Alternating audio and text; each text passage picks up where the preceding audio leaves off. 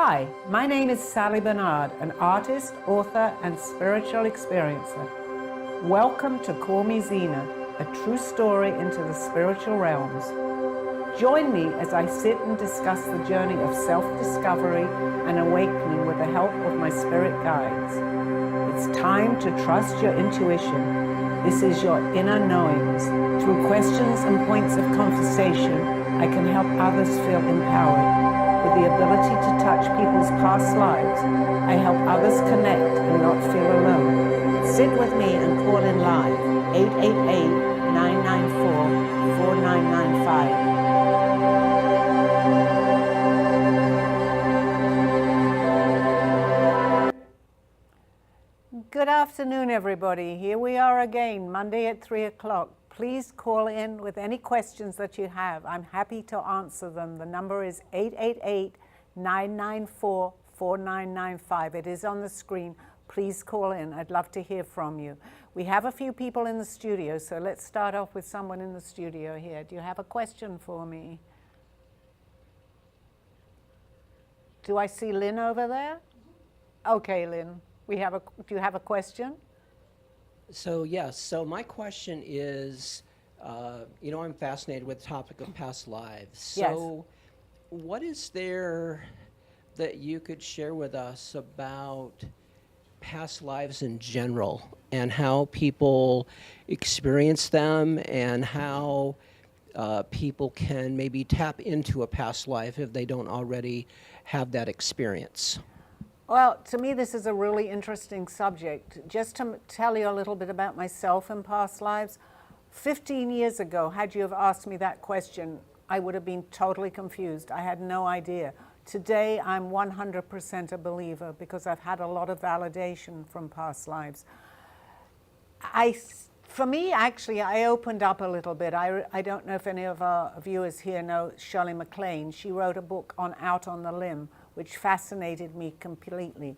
I feel that we need to open up a little bit to just believe that this is all there is. It's very strange for me today, but most people walk around and believe that this is our only life. I don't. I've had too much validation. So as we go along on our journey, I truly believe, for me anyway, this has definitely happened, that we meet people from other lifetimes. We come down as a soul group, so we connect. I feel it very much here in the studio. I came to this studio, the Brooklyn Cafe, about 3 months ago. Immediately I walked in, but I am open to past lives, but I felt very much that I was led here. I was meant to come here maybe about 2 years ago. I myself wasn't completely ready, and maybe the people here weren't. But the people that I have met here, and a couple of them here are in the audience, I feel very, very strongly connected to. Just little things that we say opens us up to maybe we knew each other before, without actually going into details, but I feel very strongly, you feel connected to someone.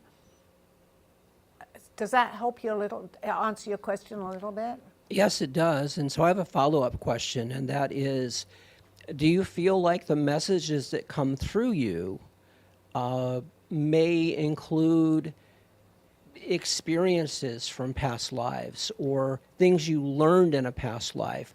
Definitely, because again, I often met my guide who was here, which was Aldo Adamir in my book, who had known me from previous lifetimes, one life in particular. I believe that we've had many lives.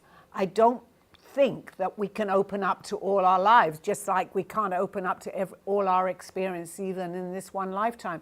But anything that can help us on our journey that we've brought in from another lifetime, we use in this lifetime. So I believe that certain things that have happened to me are triggers for me to remember from another lifetime. It's, again, people talk about karma. Maybe we have some karma to settle. I believe in karma, but not necessarily the way that people talk about karma. I believe we have things that we work out, and that is unfinished business that we bring in now if we meet the person. But even now, if I meet people that I may have unfinished karma with, I don't necessarily have to finish it in this lifetime.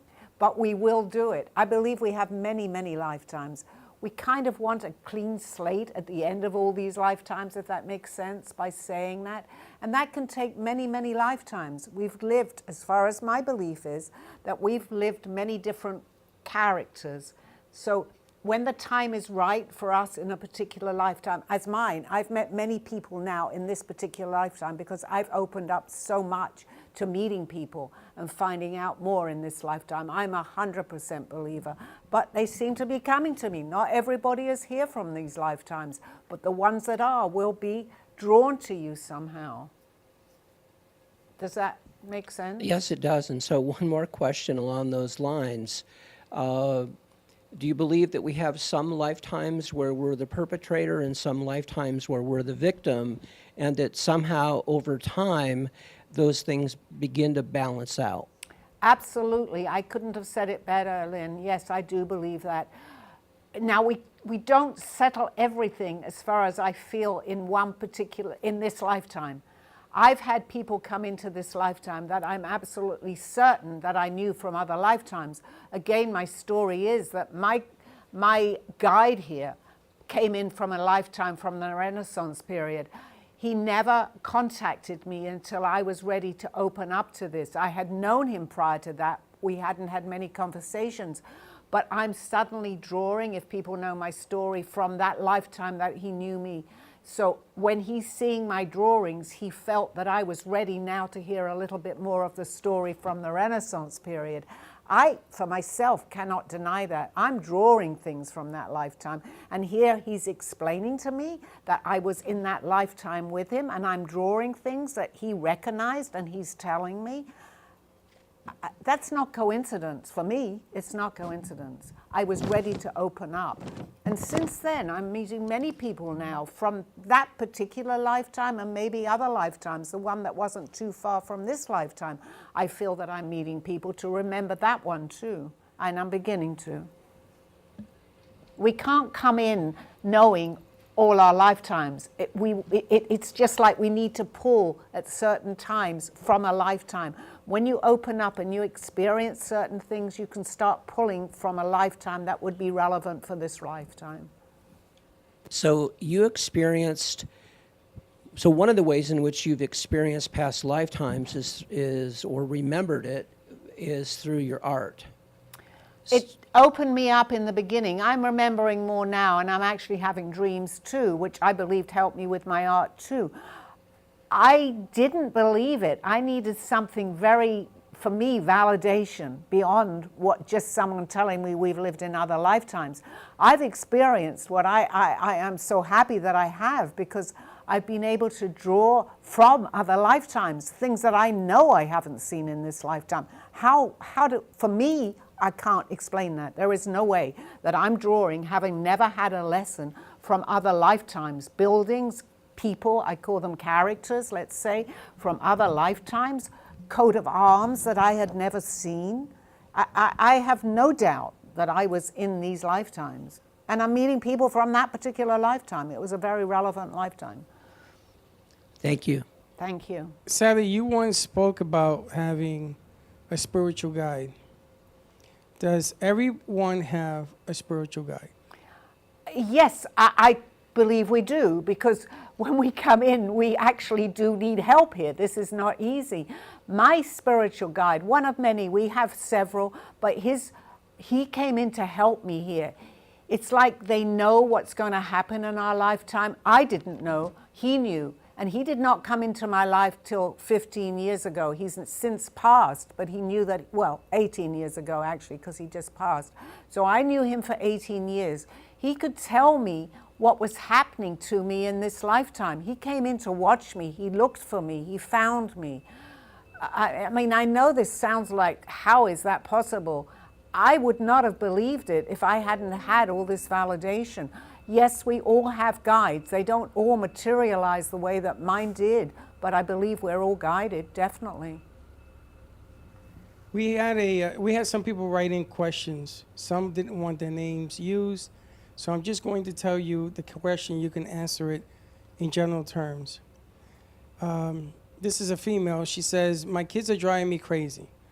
but how do I remember what it takes to be in their shoes so I don't make the same mistakes my parents did?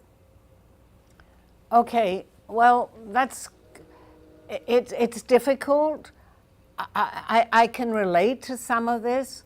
Kids today can drive you crazy, just like they did many years ago too. In other, it's hard to understand. Just try to center yourself.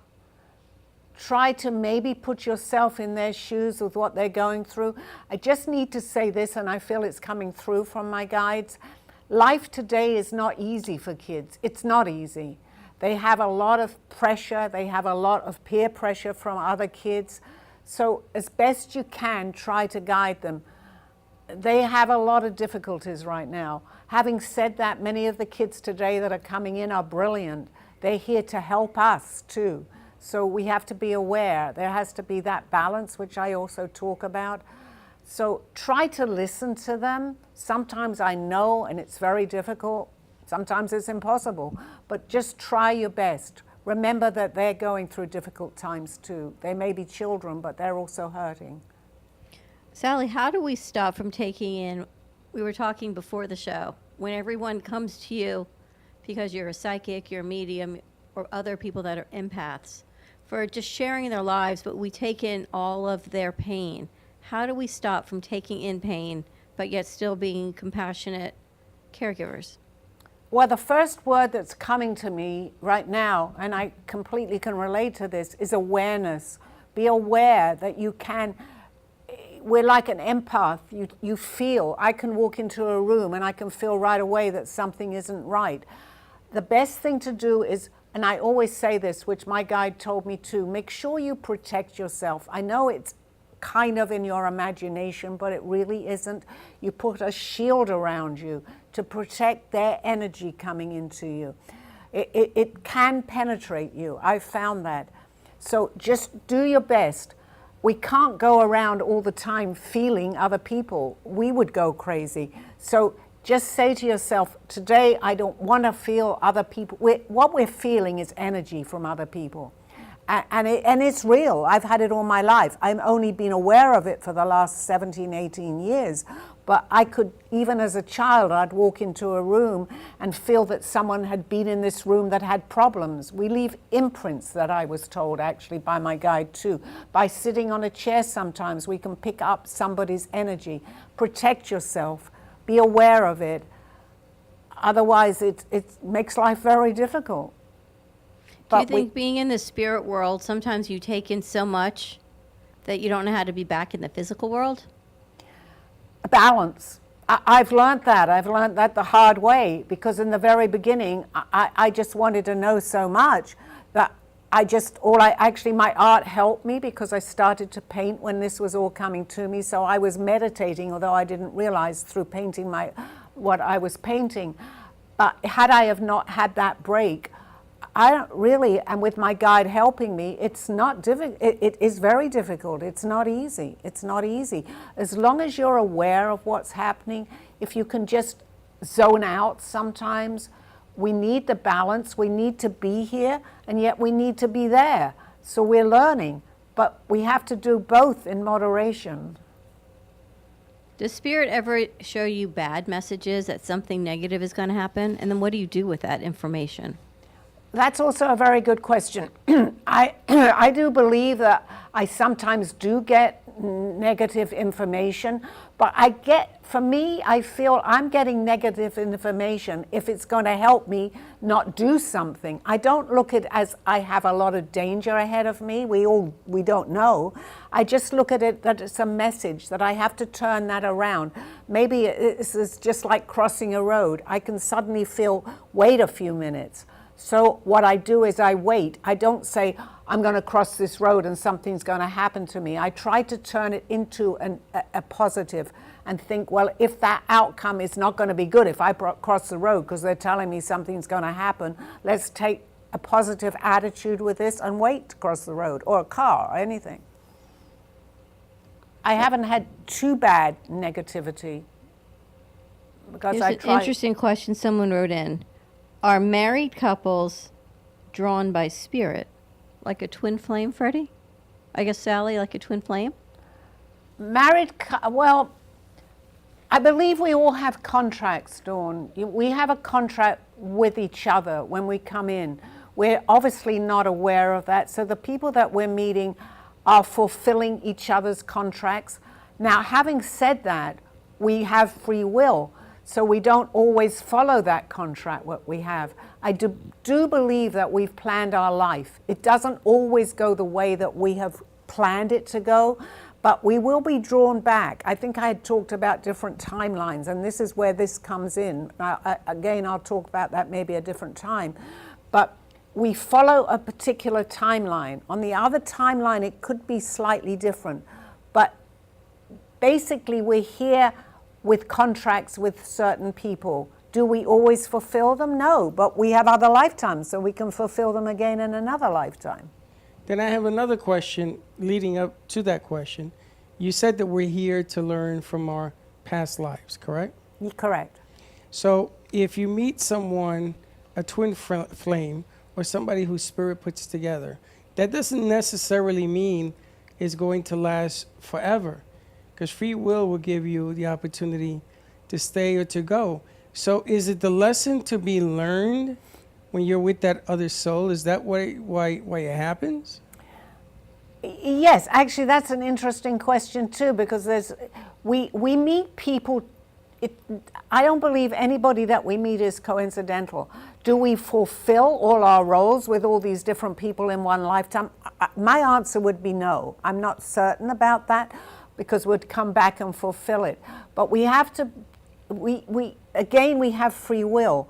But if something, let's say we have a contract with somebody in this lifetime and we plan that out, but we don't complete because of our free will, we're not completely fulfilling that contract, I think that you will find that you'll be drawn out with that person again in this lifetime with maybe a different scenario, but that person will show up.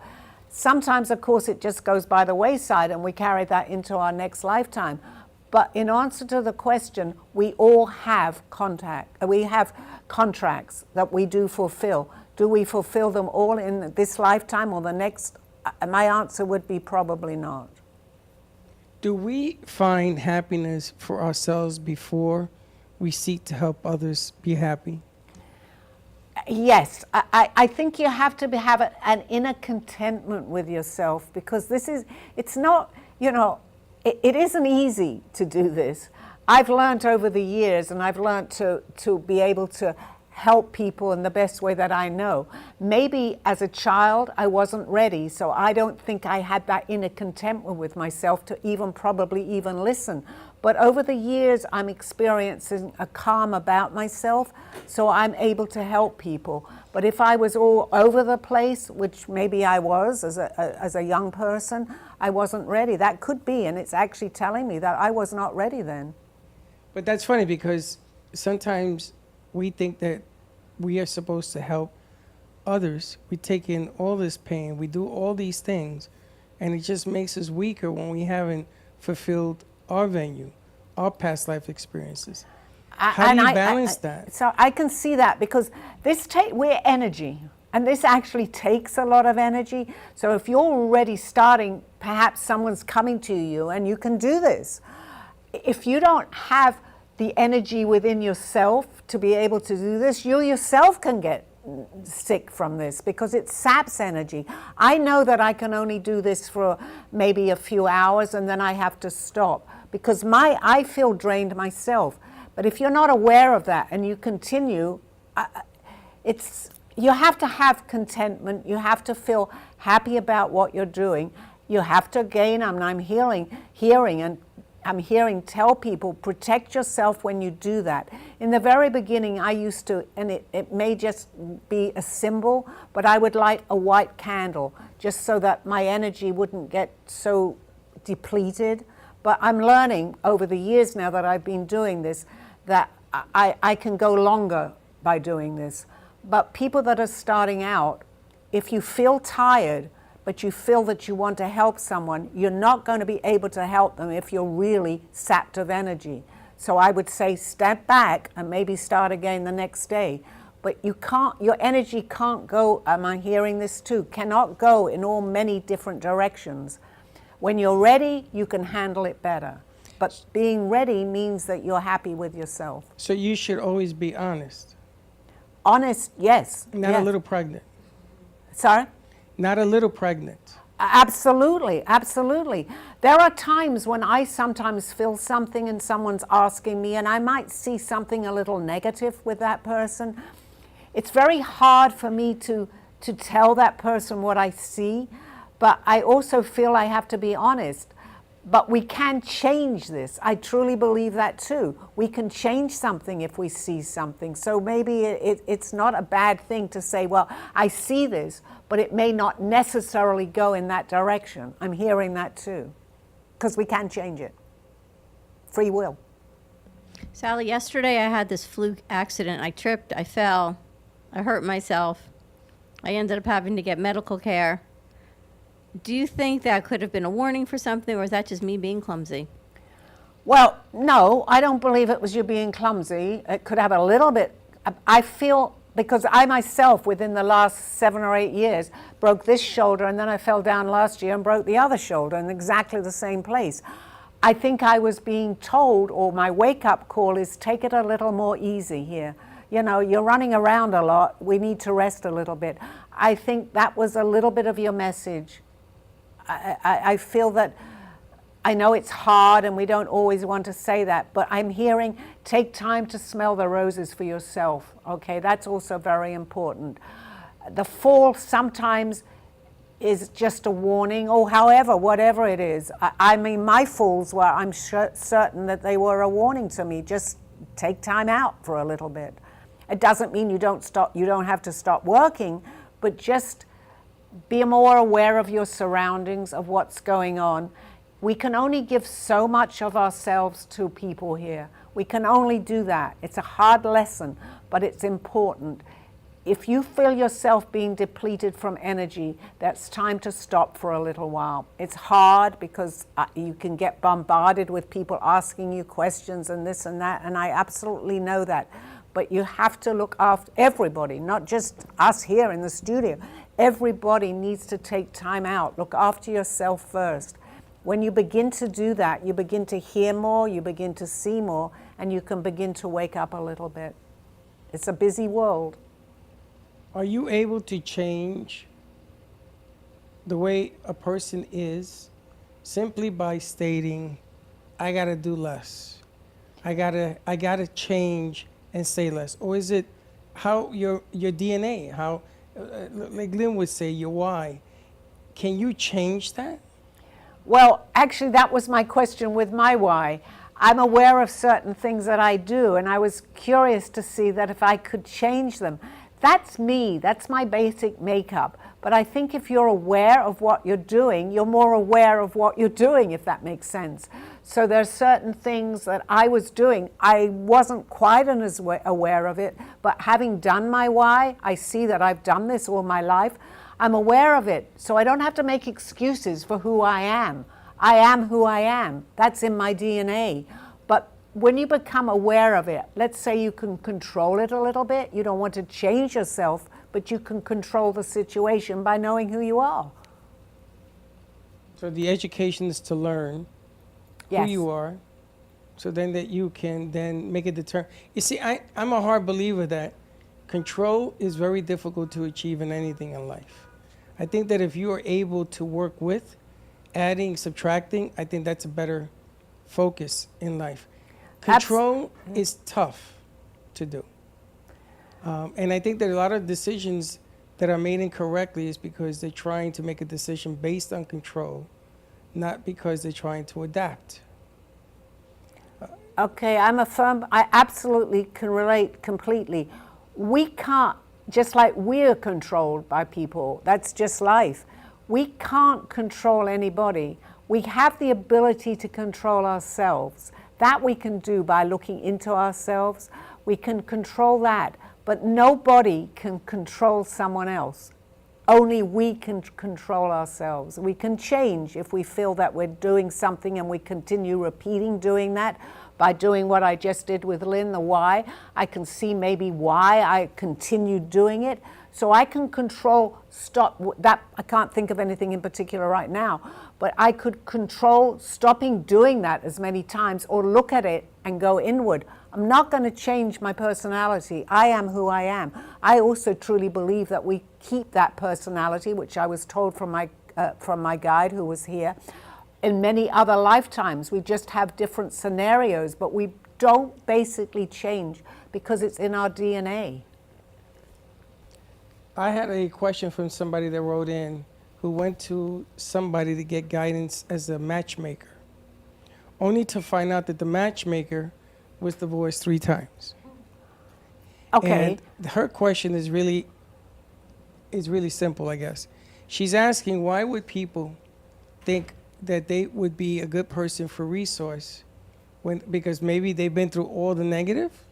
Yeah, that's, I mean, it's not a funny question, but I can see both sides of the coin with this. Someone doesn't always see themselves. So if they're making mistakes, and let's say they've been divorced a couple of times, that doesn't mean to say that they can't help somebody else. They just haven't been able to get in touch with their self. But if it's somebody else, sometimes it's easier to see what's going on.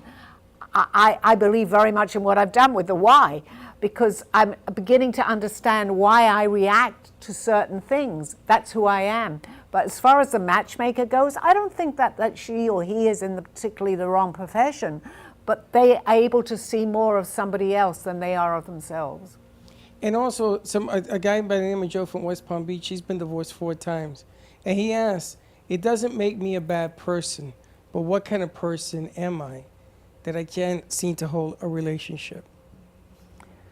Okay, maybe the person you're with, you know, we choose people, it may not always be suited. We also, even in relationships, have a balance. I think the more we can get in touch with ourselves, the more we understand why we do continue doing certain things, I think, until we learn a lesson. Whatever he or somebody else that's been married many times is doing, I think they still will continue whatever it is over and over again, until they're realizing, you know, this is not good. I seem to keep losing people, not even just in a love relationship. It can be in other business, whatever it is. The important thing is to take time out and go within yourself and truly look at yourself. If certain things come up, and again, this is a journey, there are certain things that we are meant to correct. I believe that too. So if you're aware of that, you can correct it and not necessarily take it over into the next lifetime, which I think we do. So that question brought up a question for me, and that was that what information are you getting in terms of, is it better to be in a relationship with someone that you can live with versus someone you think you can't live without? Okay. I've been married a few times too, so it's getting me to look at myself. Now, it's better, I'm ready. I'm actually, just as a disclaimer here, I'm ready to go into a new relationship and get married. I feel that I've done a lot of work. I've done a lot of work in past relationships, but that's just me. I'm ready. But not everybody is. Sometimes we go into relationships for many different reasons. We go in because we definitely feel that we need somebody. I don't think, and this is just my personal opinion, that we need, if we're happy with ourselves, we don't need anyone. We go into a relationship with wanting someone maybe can enhance what we are, but we don't. If you're needy, that's a sign. That's a sign. That's a trigger for me. But if you both meet each other, which has happened now for me, and I could live without someone, however, it's enhancing my life to have somebody, I believe I'm definitely with the right person, because that's the relationship I have with Steve. We have balance here, and that's making me happy. But I had lived for quite a few years without someone in my life, and I was happy. I wasn't looking for someone. But I think that's a personal thing, but I think don't be needy, because then you're going to attract somebody, the wrong person. well, I'm going to say not necessarily, but it's a trigger. So I'm going to follow up with what Lynn asked. We all have triggers, and the older we get and the more things we do in life, the more triggers we have. How can I protect myself from those triggers? Okay, by going more into, again, I'm very much a believer of trying to go into yourself and see what's going on and certain things in your life that do trigger you. If you can figure, everybody has what they say, don't push my button. Everybody has a push button, okay? But if you know what your button is when it's being pushed, honesty is the best thing. When someone starts to do that, and this was hard for me because, and I'm still not completely there, but if I feel that my button is being pushed with one of my triggers, I have to say to that person either time out, stop this is going to go in the wrong direction. You don't have to do it badly, but be aware. And I think then you talking something out is very important if we know what our triggers are. And when you get later on in life, I know a lot of my triggers, and I know what will happen if my button is pushed too much unless I'm honest with that person. And that's not just in a relationship, that can be with anything. If someone gives you a gift, can it be linked with a bad intention? Can a gift be linked With a bad intention or bad energy? Yes, my immediate answer to that is yes, it can be, because, you know, we hear things like, and this is just coming to my mind, and I don't believe this is in your case, and that's not why you're asking me the question. But you remember years ago, I used to see those things like voodoo dolls? Mm-hmm. This is just coming to me. If somebody, for instance, was to give somebody one of those dolls, and I believe that we can transmit energy through them, that's not a gift. That's something that they want. This is just coming to me. I actually have no idea where that's coming. So yes, in answer to your question, a gift can have energy. Energy is attached to it. So what do you do if you get a gift from someone? It's a nice gift, but you know there's negative energy. Get rid of it. Get rid of it. Yeah, absolutely. If you feel gut instincts is very important. We don't realize it by gut instincts. We can have them all our lives and never do anything about it. But if you feel that you have a gift from someone that has bad energy attached to it, and there can be bad energy attached to it, the analogy I just gave, but that doesn't happen that often, then you need to get rid of it. That's my advice anyway. Because you're being told something, you're not going to enjoy whatever the gift is anyway because you feel it's attached to something. All right, I think we maybe take a commercial break.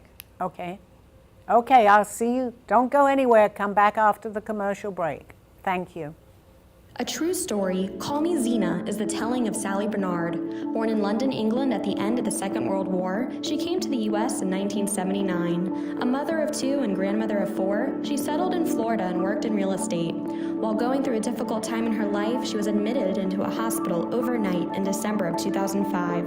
While settling back into her life, she began having vivid dreams and documenting them. By the third dream, a lady gave her a message to draw. With no artistic background or interest in art or history, Sally listened to her dreams and grabbed paper and crayons. Today, she has over 150 pieces of inspiring art and poetry. This book follows her journey and interpretations of these messages. She describes in detail how she's able to astral project and who she has met along her travels, including her spirit guides. This book will show you how anything is possible with an open mind. These events have changed Sally's life's direction, and this book will show you how to change yours. Purchase Call Me Zena on Amazon today. This world, this life, this illusion. What is going on, we ask? What is happening? Why not take time and see what is happening? This world as we know it, it seems so real, and yet so far away from where we've come. Corruption, greed, anger, power, revenge. Please wake up. We can change what is around us. How, we may ask. Learn to go back to where we were. Then we will have the clues. Then we can change and go forward. Please take the time. Do not fall into the game which we have put upon ourselves. We can change. We can make a difference. We have the power, each and every one of us. Go in peace, go with love, go as one. Zena. You have been watching Call Me Zena with your host, Sally Bernard. As an artist, author, and spiritual experiencer, know that you could always seek me out for resources. Visit artbysallybernard.com today. Now, back to the show. Hi, everybody. I'm back. As I was sitting here, I was just thinking, and I've said this before, I'm only as good as the questions that are given to me. This is really important. I feel that through my guides, I can answer them accurately. But that question has to come to me, having presented to me. Having said that, I'm at the Brooklyn Cafe. I love it down here. Please, if anybody, not just call in, if you're local, please come in to be part of this studio audience. I know everybody here would love to see you.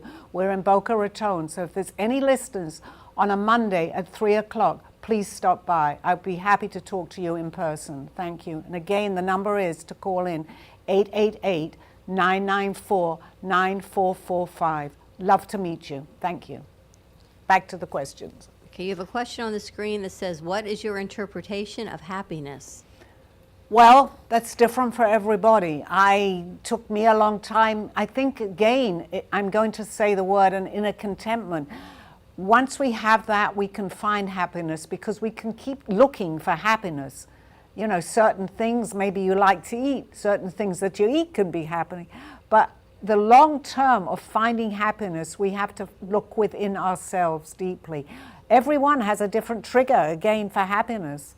Contentment, difficult, we're in a 3D world. But if we look within ourselves, we will find it.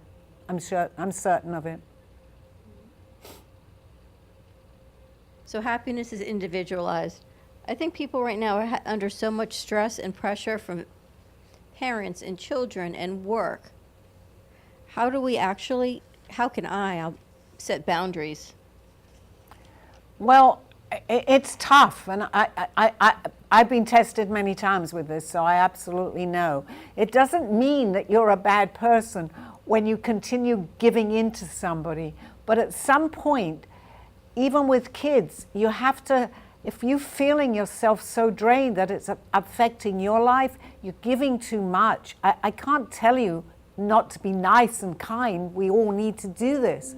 But there is a point when we feel that we can't continue. In other words, time out. Again, I'm hearing smell the roses. Be kind to yourself. And it's difficult. Many of us come in as caregivers. Many of us come in as empaths, so we can feel that.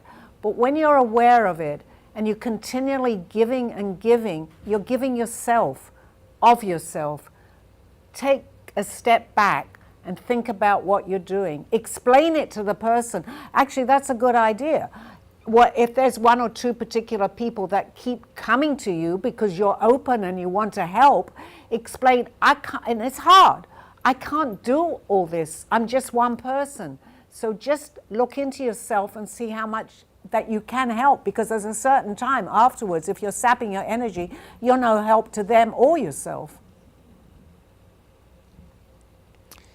Sally, how does one overcome anxiety if they're in spirit, but yet anxiety overwhelms them?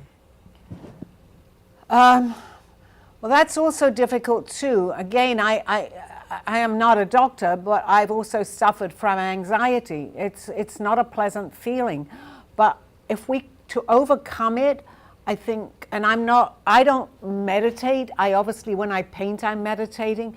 If you feel like and I can relate to it, if you can feel like an anxiety attack is coming on, step back, calm yourself down. Obviously, there are doctors here that you talk to that can help you, and I am not here to push pills in any way. But if that's what you feel, or the doctor feels that you need, then go ahead and take something for it if it's really bothering you in your life. It's a question that it's difficult unless you're talking to one in particular person and the person is telling me why they're anxious. Maybe I could tell them what's triggering that. But overall, I think most of us have some type of anxiety. It depends how much it's affecting you in your day-to-day life.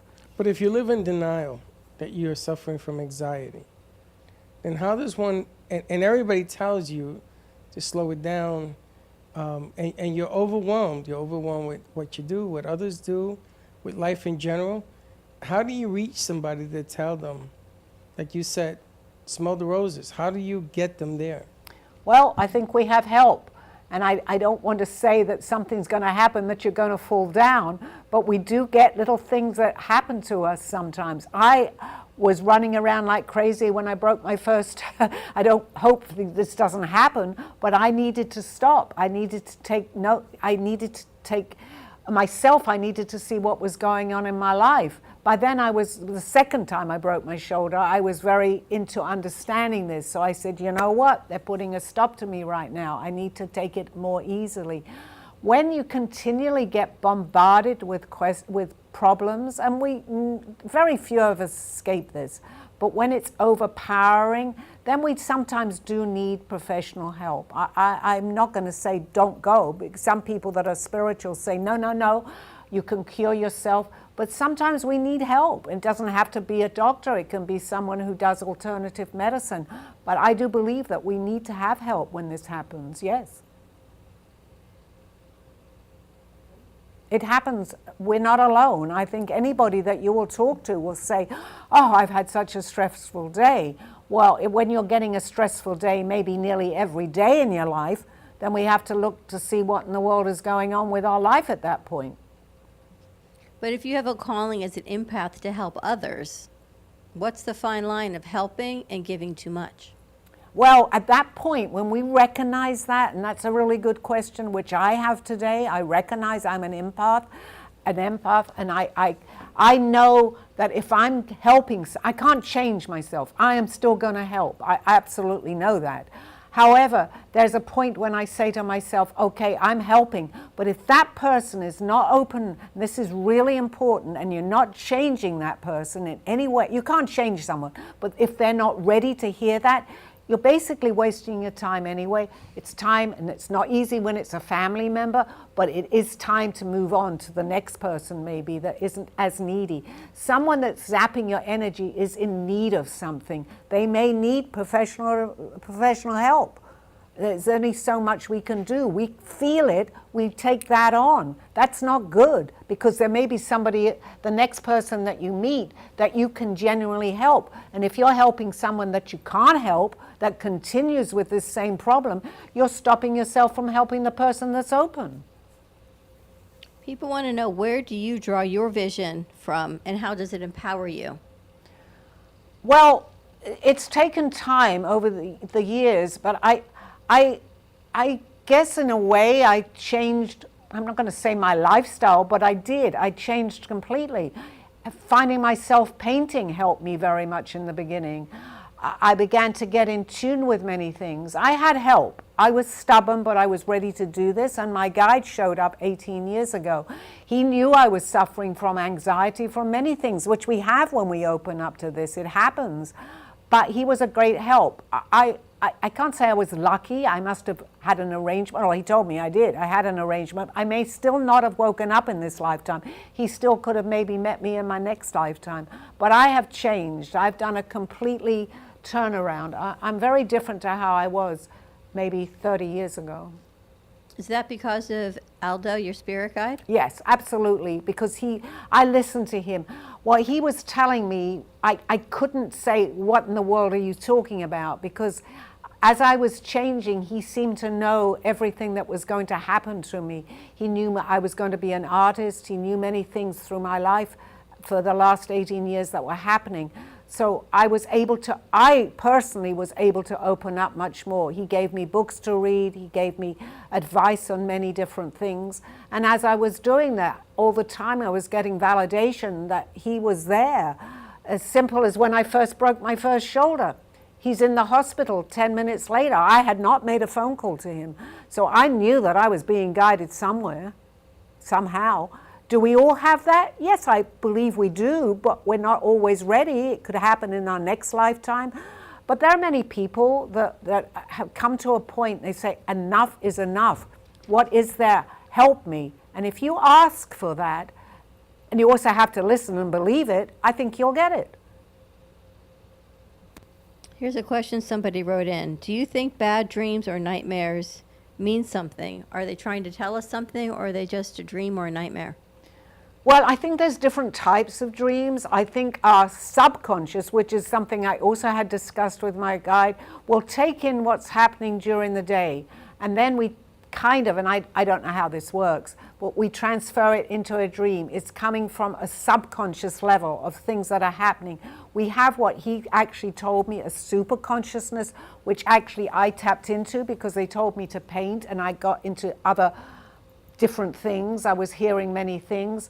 So I was remembering my super consciousness. All the dreams that I had when I was astral projecting from 17 years ago, I can remember in detail every single piece of those dreams.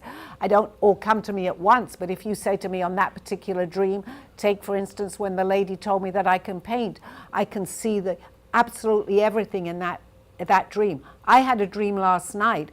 I remembered it slightly when I woke up, but it was a superficial dream. It was something in my subconscious that may have happened during the day. I don't remember it. I think there is a difference. So dreams can either be subconscious, where they're just something that happened, or something you worry about, and then there can be actual visions. Well, it depends. I mean, I think we definitely get messages in our dreams. But then again, if we remember it too, I did start documenting the dreams that were very real to me. Before that, I said, I'm not getting a notepad and waking up at 3 in the morning. I'm going to wake myself up completely and write it down. But I think it's important sometimes. Maybe there is a message there. Write down your dreams if you wake up in the middle of the night or the morning. Not easy. It wasn't easy for me until I couldn't deny where I was going, because I was traveling all over the place and I was writing it down. I had to. Sally, are you a firm believer that we get messages throughout the day? Yes, we do. We get messages all the time. Do we hear them all? No. But I don't think we're ever alone. That's a very good question. We don't, just like we have friends, we don't talk to them all the time. But if it's an important message, if they can't get you on the phone, they're going to call again. That's coming to me right now. They will, if it's an important, they are around you. They will try to let you know. You have to be open to it, though, and you also have to believe it. So the lesson learned is to learn how to read the messages. The more you read them, the more it'll change your life? Yes, because it comes easier. For me, it did. Of course it can change your life, because they're on the other side, and I'm going to call it the other side of the veil, where we're being guided. They're not here to necessarily, I'm going to say this because they don't want to hurt you. The majority of people that are trying to give you a message are messages for you to wake up to this a little bit. They're guiding you. They're called guides because they're guiding you. We will get, if it's one particular thing that they want to tell us, and we're not listening, and we'll do something, whatever it is, I believe that will happen again in a different scenario, but I can't think of anything right now. But whatever it was will happen again. You'll say, but that only happened to me last week. Why is it happening again? I think then is the time to start listening.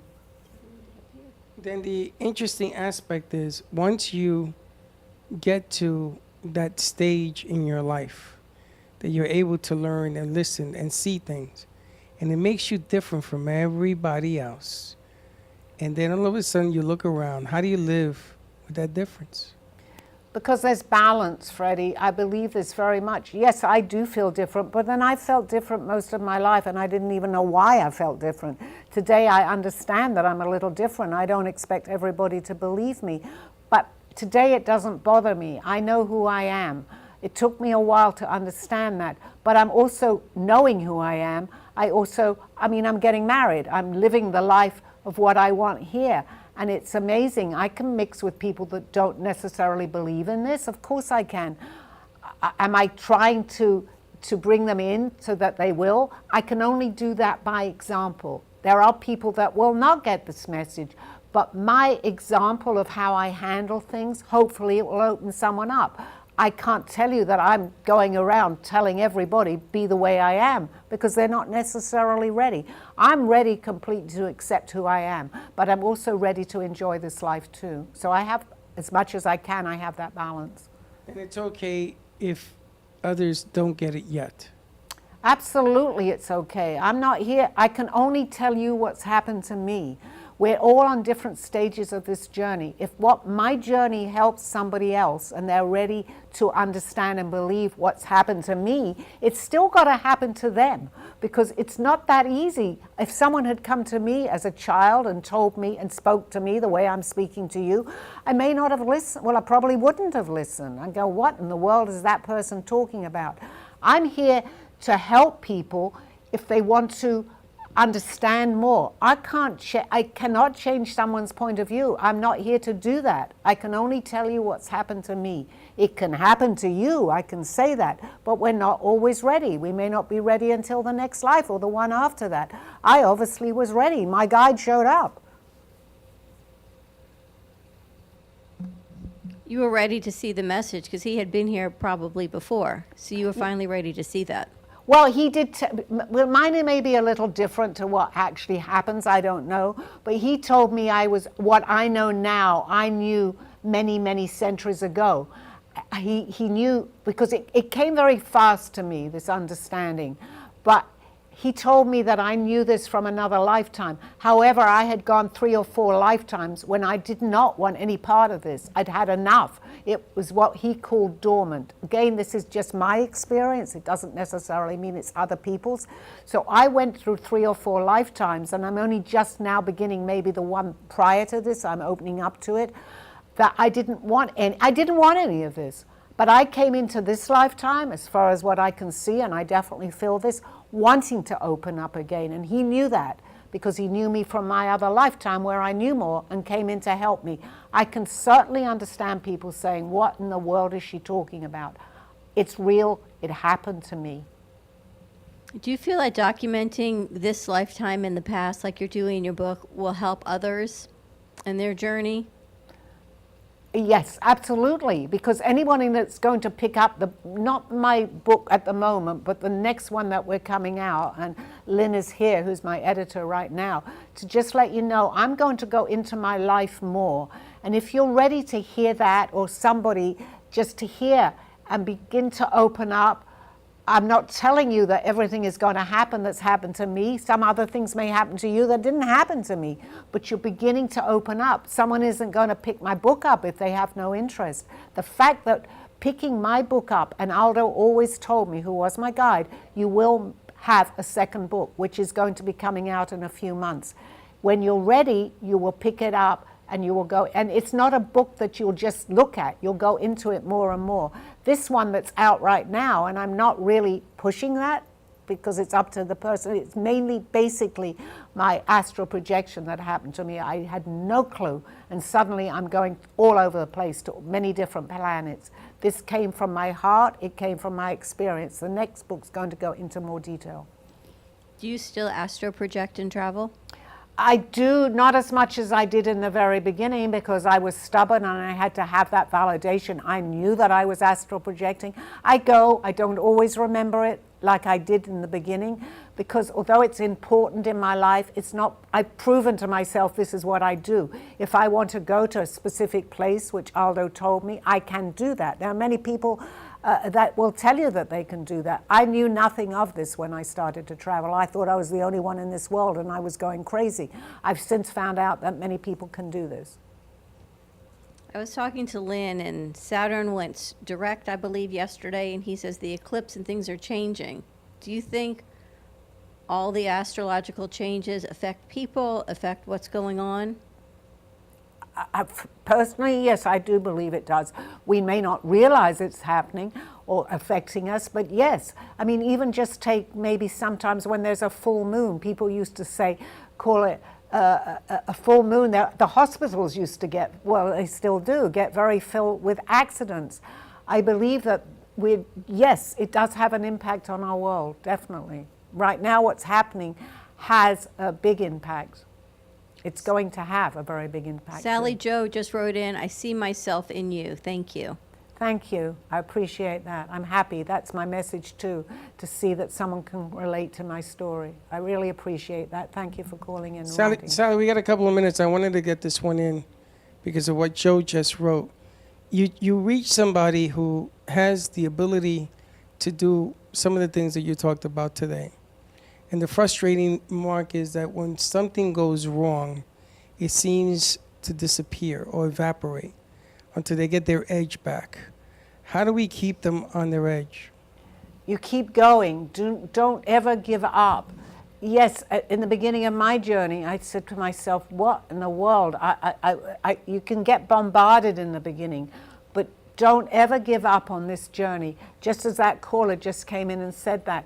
My message is to hopefully, with the stories or the questions that I'm giving people, that you can relate to some of this. So you know what? You're beginning to open up, and that's the importance. If you don't believe, then it's not. Then you can put it all down to coincidence. It's not coincidence. Just continue on this journey. You will be amazed of where it's going to take you. It's unbelievable. Well, I say it's unbelievable. It's believable, but that's an expression. It's a fantastic ride. Life is amazing. We're here to enjoy it. And our business is starting to, I don't want to say change, but evolve and transform. What do you see happening here? Okay, and I think I've had this conversation. I feel, I only know that sometimes that people, and I'm not saying it's me, I don't know, but people that come into my life at this point in my life all have this kind of connection with each other. Life seems to change for them. It's not everyone I meet, but the people that are in my life on a regular basis are changing. I feel that that's happening here. We're together. Our energy is going up. It's rising. I feel that very many good things are going to happen in this cafe. I feel that we're surrounded by people. More and more of the people with this type of understanding are going to be coming here. They're going to be contacting you. Again, please come into the studio Mondays at 3 o'clock. You're going to meet not just me, you're going to meet everybody else here. You'll love it. If this is where your life is taking you, please come in and stop by. Thank you. Thank you. I think we've come to the end of the show. Tune in next week, Monday at 3 o'clock. Bye-bye. Bye-bye. Coincidence or not, it's time to trust your intuition and knowings. Thank you for joining me through this journey of self-discovery and awakening with the help of my spirit guides. I'm Sally Bernard, and you can find my book, artwork, and contact through artbysallybernard.com. Join us next week. This has been Call Me Zena.